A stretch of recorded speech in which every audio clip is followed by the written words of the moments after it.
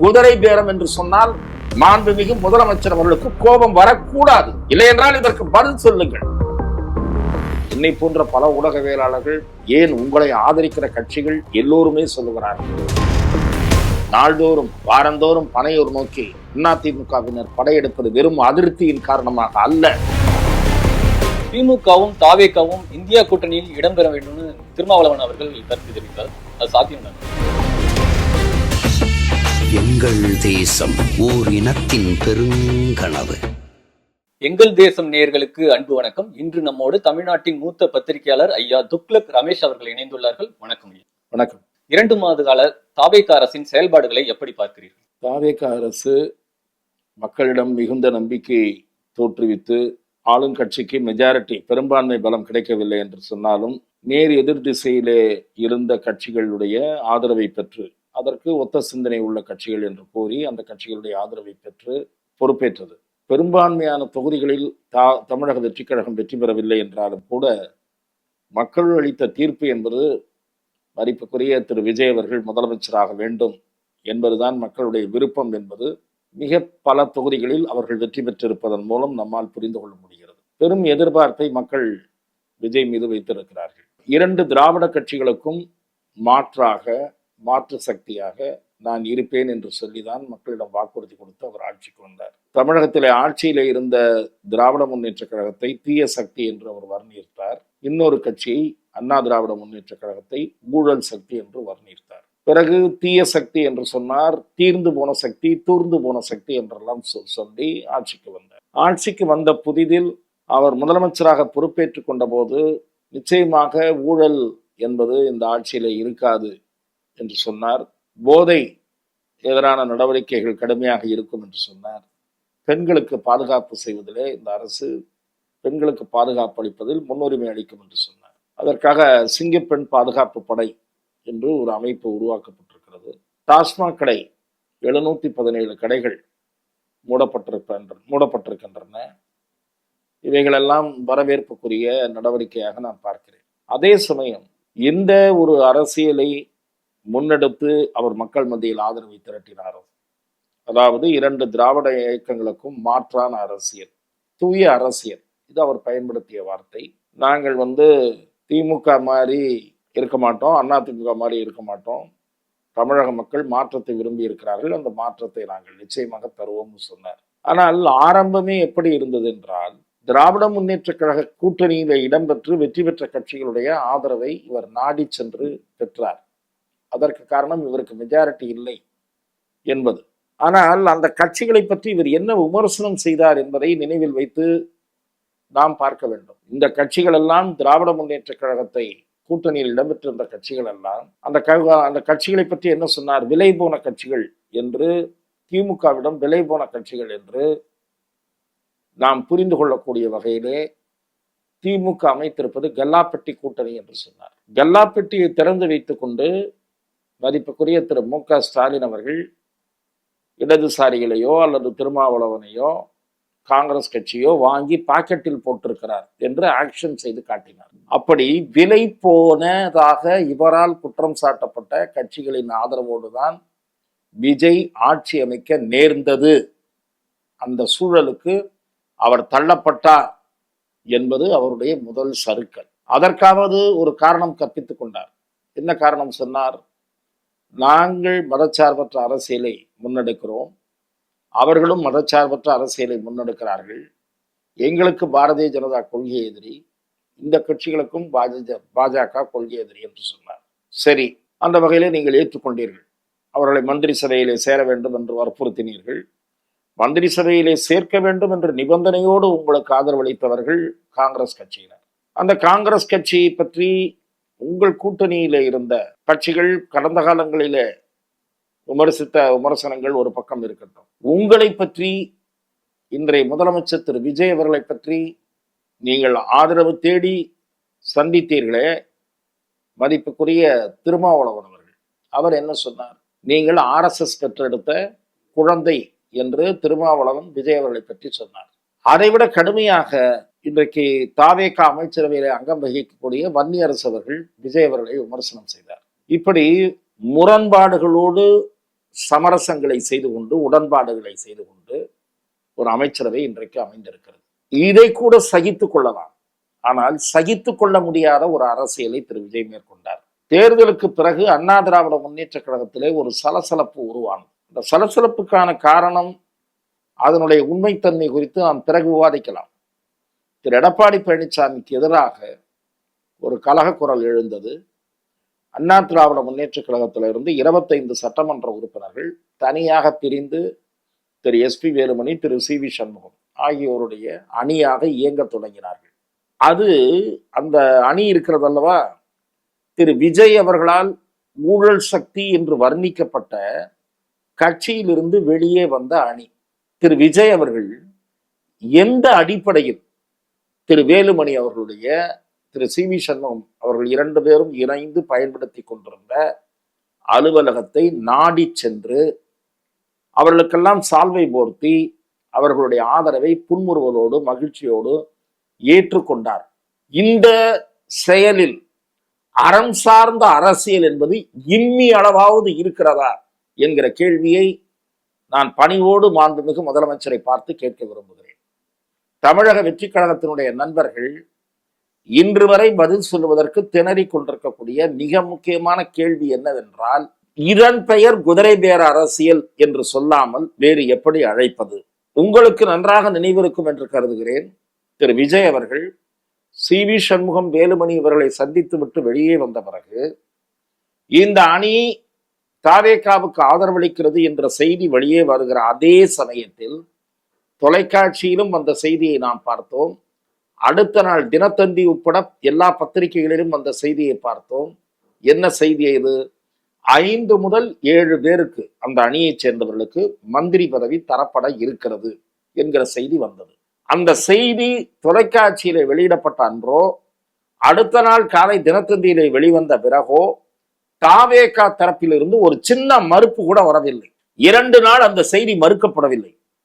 இந்த செய்தி மிக பலவீனமாக எப்போது மறுக்கப்படுகிறது என்றால், விசிகாவினுடைய ஆதரவை கடைசி வரை இழுத்தடித்து திருமாவளவன் அவர்கள் கொடுத்த பிறகு ஆரவ் அர்ஜுனா அவர்களிடம் ஒரு கேள்வி கேட்கப்படுகிறது. நீங்கள் அண்ணா திராவிட முன்னேற்ற கழகத்தினுடைய ஒரு பகுதி வேலுமணி அணி அமைச்சரவையிலே இடம்பெறுகிறதா என்று கேட்கப்படும் போது அவர்கள் அமைச்சரவையிலே இடம்பெற வேண்டும் என்று கேட்கவில்லை என்று சொல்லுகிறார். 2 நாட்களாக வந்து கொண்டிருந்தது அல்லவா, 5 பேருக்கு பதவியா 7 பேருக்கு பதவியா என்பதில் தான் பிரச்சனை போய்கொண்டிருக்கிறது. தந்தி பத்திரிகையில வந்தது, டைம்ஸ் ஆஃப் இந்தியா பத்திரிகையில வெளியிட்டிருக்கிறது. எதற்காக இதை சொல்கிறேன் என்றால், அவர்களை நீங்கள் ஏமாற்றினீர்கள், பதவி கொடுப்பதாக வாக்குறுதி அளிக்கப்பட்டது என்றுதான் நான் கேள்விப்படுகிறேன். அந்த அணியில் இடம்பெற்றிருந்த ஒரு சட்டமன்ற உறுப்பினர் என்னிடம் தெரிவித்த தகவல், அவர்களுக்கு யார் யார் மந்திரி என்பதிலே அவர்களுக்குள்ளேயே விவாதம் எல்லாம் நடந்தது. இதன் பிறகு அவர்களை நீங்கள் அந்தரத்தில் தொங்க விட்டீர்கள். அதற்கு காரணங்கள் சொல்லுகிறார்கள். முதலமைச்சருடைய ஆலோசகராக இருக்கக்கூடிய ஒருவர் இதற்கு எதிர்ப்பு தெரிவித்தார். ஆகவே இவர்களுக்கு நாம மந்திரி பதவி கொடுத்தால் பொது வெளியிலே கடுமையான விமர்சனங்கள் வரும் என்று. என்ன ஆச்சு? கடைசியில் அவர்கள் ஏமாந்து திரும்ப எடப்பாடி பழனிசாமியிடம் போய் அதிலிருந்து மறுபடியும் 2 பேர் வெளியே வந்து, இப்படி எம்எல்ஏக்களுக்கு வலை வீசி கொண்டு கரையிலே உட்கார்ந்து மீன் விழுமா என்று காத்திருக்கக்கூடிய மீனவர்களைப் போல நீங்கள் எம்எல்ஏக்கள் வலையிலே விழுவார்களா என்று நடத்தி கொண்டிருக்கிற அரசியல் ஏற்றுக்கொள்ளக்கூடிய அரசியல் வழிமுறையே அல்ல. இது ஒரு அப்பட்டமான பதவியை காப்பாற்றிக் கொள்வதற்காக நடத்தப்படக்கூடிய பேர அரசியல் தான். இந்த வார்த்தையை தவிர எதற்கும் பயன்படுத்த முடியாது. ஆகவே குதிரை பேரம் என்று சொன்னால் மாண்புமிகு முதலமைச்சர் அவர்களுக்கு கோபம் வரக்கூடாது. இல்லை என்றால் இதற்கு பதில் சொல்லுங்கள். நீங்கள் இழுத்த 6 பேரில் ஒருவருக்கு கூட சீட்டு கிடையாது. முதலமைச்சர் சொல்லுவாரா? சீட்டு கொடுக்கிறோம் என்ற உத்தரவாதத்தில் ஒருவர் கூட வரவில்லை சொல்லுவீர்களா? இன்றைய தினம் நீண்ட இடைவெளிக்கு பிறகு நான் இன்றைக்கு காலை டைம்ஸ் ஆஃப் இந்தியா பத்திரிகையில இன்றைக்குத்தான் பார்த்தேன், இந்திய கம்யூனிஸ்ட் கட்சியினுடைய மாநில செயலாளர் திரு மு வீரபாண்டியன் இப்போது இங்கே நடந்து கொண்டிருப்பது ஆரோக்கியமான அரசியல் அல்ல என்று தாவேகாவை நேரடியாக விமர்சித்திருக்கிறார். திரு வீரபாண்டியனுடைய விமர்சனத்தை நான் வரவேற்கிறேன், பாராட்டுகிறேன். காலதாமதமாக நீங்கள் முதலில் மென்மையாக சொல்லிக் கொண்டிருந்தீர்கள். திருமாவளவனும் குதிரை பேரத்தை நடப்பதை ஏற்றுக்கொள்ளவில்லை. ஆனால் மென்மையான குரலில் பேசாதீர்கள். ஏனென்றால் இது ஒரு சூதாட்டத்தை விட மோசமான அரசியல். கேம்பிளிங், பொலிட்டிக்கல் கேம்பிளிங் என்ன நடந்து கொண்டிருக்கிறது? இதற்கு பெயர் தூய அரசியலா? நீங்கள் திரு குற்றம் சாட்டப்பட்ட ஒருவர் ஊழல் வழக்கில குற்றம் சாட்டப்பட்டவர், இன்னொரு சொத்து சேர்த்த வழக்கில சம்பந்தப்பட்டவர், இவர்களை எல்லாம் அரவணைத்துக் கொண்டு பாராட்டி பேசுகிறீர்களே, எப்படி நீங்கள் தூய்மையான அரசியல், மாற்று அரசியல் என்று ஏற்றுக்கொள்ள முடியும்? 2 முன்னாள் அமைச்சர்களை ஆற தழுவி கொண்டிருக்கிறீர்கள். அவர்கள் பதவியை ராஜினாமா செய்துவிட்டு வந்தார்கள். அதிலே ஒருவர் அவசரப்பட்டு சொல்லிவிட்டார், எங்களை அப்ரோச் செய்தார்கள் என்ற வார்த்தையை பயன்படுத்தினார். அந்த அப்ரோச் என்ற வார்த்தை நீதிமன்றத்திலே இன்றைக்கு ஆளுநரிடத்திலே கொடுக்கப்பட்டிருக்கிறது, நீதிமன்றத்திலே ஒளிபரப்பப்படும். எதற்காக சொல்லுகிறேன் என்றால், இந்த ஆஸ்பெக்ட் நம்பிக்கையூட்டும் மாற்றம், நம்பிக்கையூட்டும் அரசியல் என்று நீங்கள் அளித்த உறுதிமொழிக்கு நேர் மாறாக நடந்து கொண்டிருக்கிறது என்பதைத்தான் நான் பணிவோடு சொல்ல விரும்புகிறேன். மதிமுக பொதுச் செயலர் வைகோ அவர்களும் தங்களுடைய எம்எல்ஏக்களை முதல்வர் விஜய் ராஜினாமா செய்ய சொன்னார் அப்படிங்கிற ஒரு வாக்குமூலம் மாதிரி கொடுத்திருந்தார். பின்னர் அவரே மறுத்தார். ஒட்டுமொத்தமாக இந்த வெளிப்படையாக இந்த ஆதாரங்கள் எல்லாம் தாவேக ஆட்சிக்கு ஒரு ஆபத்தா இருக்குமா? முதலமைச்சர் விஜயின் பதவிக்கு ஒரு ஆபத்தை ஏற்படுத்துமா? இல்ல, பொதுவாக மேதக ஆளுநர் அவர்கள் இது குறித்தெல்லாம் விசாரணை நடத்த வேண்டும் என்று அண்ணா திராவிட முன்னேற்ற கழகமும் கோரியிருக்கிறது. திராவிட முன்னேற்ற கழகமும் மனு கொடுத்திருக்கிறது. திராவிட முன்னேற்ற கழகத்தினுடைய அமைப்பு செயலாளர் திரு RS பாரதி அவர்கள் மேதக ஆளுநர் அவர்கள் உரிய நடவடிக்கை எடுக்காவிட்டால் நீதிமன்றத்தை நாடுவோம் என்று சொல்லியிருக்கிறார்கள். அண்ணா திராவிட முன்னேற்ற கழகம் நீதிமன்றத்திலே ஒரு வழக்கம் தொடுத்திருக்கிறது சபாநாயகருடைய நடவடிக்கைகள் தொடர்பாக. என்னை பொறுத்தவரை இது குறித்து உயர்மட்ட விசாரணை ஒன்று நடைபெற வேண்டும்.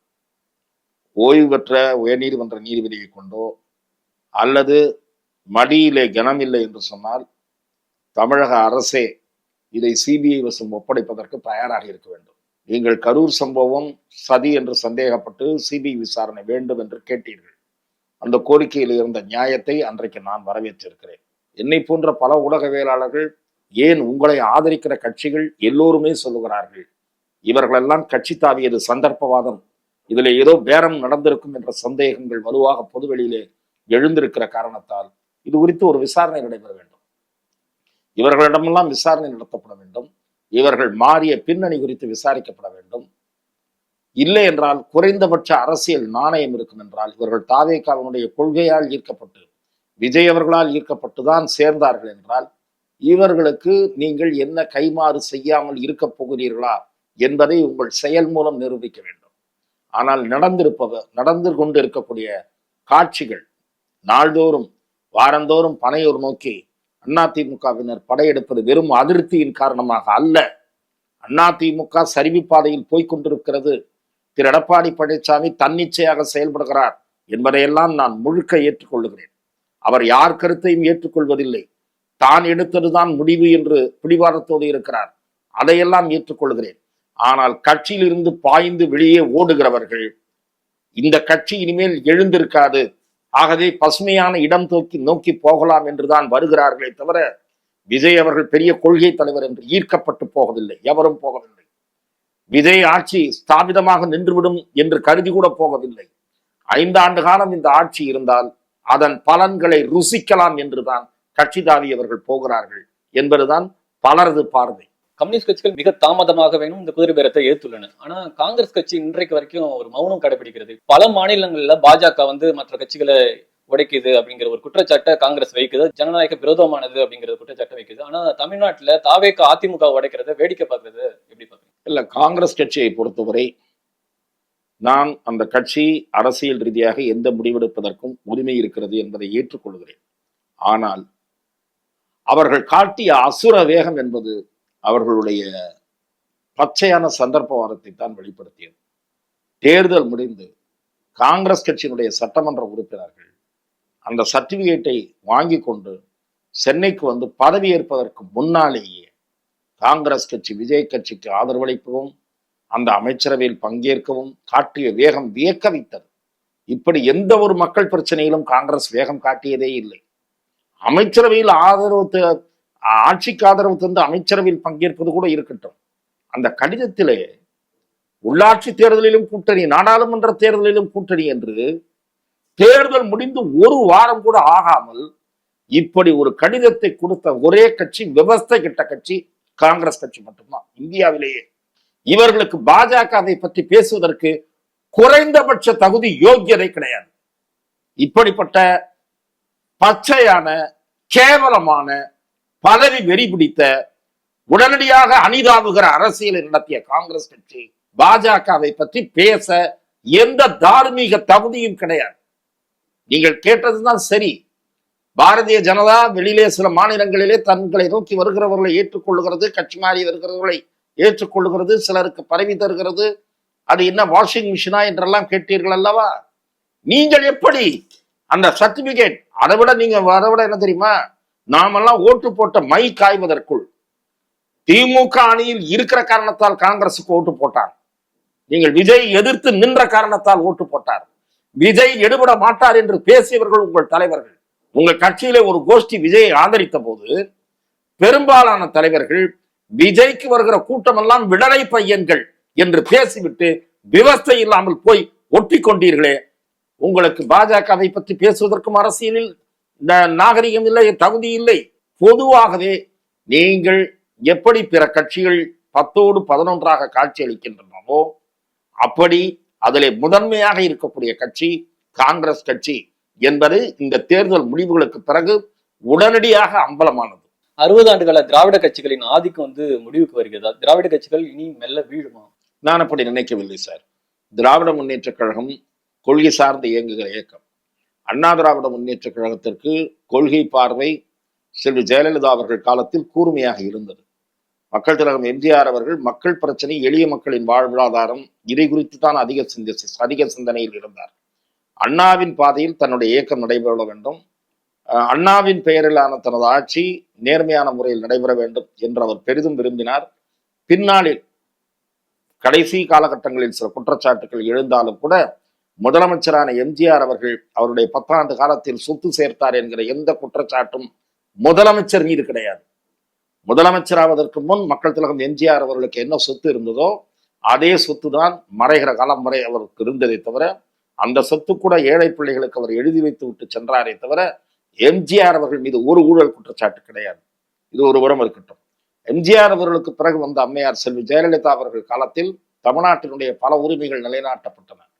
69% இடஒதுக்கீட்டை பாதுகாத்தவர் செல்வி ஜெயலலிதா. காவிரி நீரில் தமிழ்நாட்டின் உரிமையை அரசிதழில் இடம்பெற செய்தவர் செல்வி ஜெயலலிதா. ஆகவே அவருக்கு பிறகு திரு எடப்பாடி பழனிசாமியினுடைய ஆட்சி காலத்தில் ஒரே ஒரு செயலை நான் பாராட்டுவேன். அரசு பள்ளி மாணவர்களுக்கு மருத்துவ கல்லூரிகளில் 7.5% இடஒதுக்கீடு. ஆனால் அதன் பிறகு அவருடைய ஆட்சியில் நிறைய குளறுபடிகள். அண்ணா திராவிட முன்னேற்ற கழகத்தை தன் கைப்பிடிக்குள் வைத்துக் கொள்ள வேண்டும் என்கிற குறுகிய நோக்கத்துக்காக அதிமுகவில் இருந்து பலர் வெளியேறுவதற்கும் அதிமுக இன்றைக்கு தொடர் தோல்விகளை சந்திப்பதற்கும் முக்கியமான காரணமாக திரு எடப்பாடி பழனிசாமி இருக்கிறார். ஆனால் இதிலிருந்து மீண்டு வருவதற்கு அந்த கட்சிக்கு நிறைய வாய்ப்புகள் இருக்கின்றன. அந்த வாய்ப்புகளை அவர் பயன்படுத்துவாரா, கேட்டுக்கொள்வாரா, சரி செய்வாரா என்பது நமக்கு புரியவில்லை. ஆனால் திமுகவை பொறுத்தவரை திமுக நான் ஏற்றுக்கொள்ளாவிட்டாலும் அந்த கட்சிக்கென்று சில ஐடியாலஜிஸ் இருக்கின்றன. அந்த கட்சி அடுத்த தலைமுறையினரையும் தயார் செய்து கொண்டிருக்கிறது. இப்போது மாறி வருகிற அரசியல் சூழல், சிந்தனை இதற்கு தகுந்தபடி தன்னை அந்த கட்சி தகவமைத்துக் கொண்டு பயணிக்க வேண்டும் என்று விவாதிக்க தொடங்கி இருக்கிறது. ஆகவே திராவிட இயக்கங்களுக்கு முடிவுரை எழுதப்பட்டு விட்டது என்று நான் நினைக்கவில்லை. அதே போல அரசியல் களத்தில் இந்த 2 இயக்கங்களுக்கு மாற்று சக்தியாக இயங்கி வருகிற திரு சீமான் அவர் ஒரு பக்கம் இருக்கிறார். அதே போல இப்போது புதிதாக மாற்று சக்தியாக திரு அண்ணாமலை ஒரு புதிய அரசியல் இயக்கத்தை தொடங்க போவதாக அறிவித்திருக்கிறார். அதற்கு முன்னோட்டமாக சில முக்கியத்துவம் வாய்ந்த சமூக பிரச்சனைகளை கையில் எடுத்திருக்கிறார். ஆகவே திரு விஜய் அவர்களுக்கு எதிர்ப்பு அரசியல் என்பது கூர்மையாக இன்னும் வருங்காலங்களில் இருக்கும். இந்த அரசு தவறு செய்தால் அதை கூர்மையாக விமர்சிக்கக்கூடிய நிலையிலே 2-3 பேர் மிக தீவிரமாக களமாடுவார்கள் என்றுதான் நான் பார்க்கிறேன். அந்த கேள்வி அந்த இடத்துல தான் வருது. இவர்களோட வருகை அந்த 2 பெரும் கட்சிகளோட அந்த ஆதிக்கத்தை முடிவு கொண்டு வருமா அப்படிங்கிறது தான் அந்த கேள்வி. திரு அண்ணாமலை, திரு அன்புமணி, திரு சீமான் ஆகியோர் கவனிக்கத்தக்க அரசியல் சக்திகள். அவர்களை அலட்சியப்படுத்த முடியாது. அன்புமணி ஆக்கப்பூர்வமான பல விஷயங்களை பேசுகிறார். திரு சீமான் தொடர்ந்து தமிழ்நாட்டின் பல ஜீவாதார பிரச்சனைகளுக்காக, அதே போல கவர்ச்சி அரசியலுக்கு எதிரான குரலை தொடர்ந்து எழுப்பி வருகிறார். மக்கள் சார்ந்த பிரச்சனைகளை மிக வலிமையாக பேசுகிறார். ஆனால் அவரிடம் இருக்கக்கூடிய பலவீனமாக நான் பார்ப்பது, அவரிடமே நான் வெளிப்படுத்தி இருப்பது, அவர் கூட்டணி அரசியலை வைத்துக் கொள்ள வேண்டும். கூட்டணி என்பது தேர்தலுக்கான ஒரு ஏற்பாடு தான். நீங்க கூட்டணிக்கு தலைமை தாங்குகிற கட்சி, நீங்கள் கூட்டணியில் இடம்பெற்று ஒரு கட்சி தலைமை தாங்குகிற கட்சி ஆட்சிக்கு வருமானால் அந்த ஆட்சிக்கு பல நிபந்தனைகளின் அடிப்படையில் ஆதரவு தருவது என்ற முடிவை நீங்கள் எடுக்க முடியும். திரு சீமான் அவர்களின் பின்னால் பல துடிப்பு மிக்க நல்ல சிந்தனை உள்ள பேச்சாளர்கள் இருக்கிறார்கள், தம்பிமார்கள் இருக்கிறார்கள். அவர்களெல்லாம் சட்டமன்ற நாடாளுமன்றத்தில் இடம்பெற வேண்டுமானால் கூட்டணி அவசியம் என்கிற கருத்தை நான் வலியுறுத்தி வருகிறேன். அது அவர் எடுக்க வேண்டிய முடிவு. திரு சீமான் அவர்கள் தமிழகத்தினுடைய பிரச்சனைகளை உரத்த குரலில் பேசுகிறவராக இருக்கிறார். அவர் பின்னால் ஒரு இளைஞர் கூட்டம் இருக்கிறது. அன்புமணி அவர்கள் கவனிக்கத்தக்க ஒரு அரசியல் சக்தியாக இருக்கிறார். அவரது இயக்கத்திற்கு வட மாவட்டங்களில் நல்ல செல்வாக்கு இருக்கிறது. அண்ணாமலை அவர்களுக்கு தமிழகம் தழுவிய அளவில் ஒரு பெரிய ஆதரவு இருக்கிறது, இளைஞர்கள் ஆதரவு இருக்கிறது. அவர் ஒரு வலிமையான எஃபெக்டிவ் கம்யூனிகேட்டர். அவரிடம் இருக்கக்கூடிய பெரிய பலம் அதுதான். பல விஷயங்கள் குறித்து விரிவான பார்வை அவருக்கு உண்டு, ஆழமான புரிதல் உண்டு, வலிமையாக எடுத்துச் சொல்லக்கூடிய திறன் படைத்தவர்கள். இவர்கள் தமிழக அரசியலில் கவனிக்கத்தக்க சக்திகளாக இருப்பார்கள் என்பது என் பார்வை. திமுகவும் தாவேகவும் இந்தியா கூட்டணியில் இடம்பெற வேண்டும்னு திருமாவளவன் அவர்கள் கருத்து தெரிவித்தார். அதன் நோக்கம் என்ன? அது சாத்தியம் தானா? திமுகவும் தாவேகாவும் ஒரே அணியில் பயணிப்பதற்கான வாய்ப்பு குறைவு என்பது என் பார்வை. ஏனென்றால் தாவேகா தலைவர் விஜய் அவர்கள் திராவிட முன்னேற்ற கழக தலைவர் திரு மு.க. ஸ்டாலின் குறித்து வைக்கக்கூடிய விமர்சனங்கள் அவர் வகிக்கிற பதவிக்கு பொருத்தமானவையாக அல்ல. திரு மு.க. ஸ்டாலின் அவர்களோடு அந்த இயக்கத்தோடு எனக்கு பல மாறுபட்ட கருத்துக்கள் உண்டு என்று சொன்னாலும் திரு மு.க. ஸ்டாலின் அவர்கள் நெடிய அரசியல் பின்னணி கொண்டவர். அவரது இயக்கத்திற்கும் நெடிய பின்னணி இருக்கிறது. திரு மு.க. ஸ்டாலின் அவர்கள் எதேச்சையாக அந்த கட்சியின் தலைவராகி விடவில்லை, எதேச்சையாக முதலமைச்சராகி விடவில்லை. நீண்ட கால காத்திருப்புக்கு பிறகு பல படிநிலைகளை கடந்துதான் திராவிட முன்னேற்ற கழகத்தினுடைய தலைவர் என்கிற இந்த பொறுப்பை அடைந்திருக்கிறார். மக்கள் மு.க. ஸ்டாலின் அவர்கள் முதல்வராக வேண்டும் என்று விரும்பி ஒரு முறை அவரை தேர்ந்தெடுத்திருக்கிறார்கள். ஆகவே அவரை குறித்து தரமற்ற வகையில் திரு விஜய் அவர்கள் பேசியை அது பலராலும் அதை ஏற்றுக்கொள்ளப்படாத கண்டனங்கள் வெளிப்பட்டிருக்கின்றன. தாவேகாவும் திமுகவும் பாஜக எதிர்ப்பு என்கிற புள்ளியில் இணைய வேண்டும் என்று திருமாவளவன் கூறியிருந்தாலும் கூட கசப்புணர்வுகள் மிக அதிகமாக பெரிய அளவில் வளர்ந்துவிட்ட நிலையில் அதற்கு வாய்ப்பு இருப்பதாக நான் கருதவில்லை. பல்வேறு அரசியல் கேள்விகளுக்கு மிக தெளிவான பதில்களை தந்தீர்கள். நன்றி. வாய்ப்புக்கு நன்றி.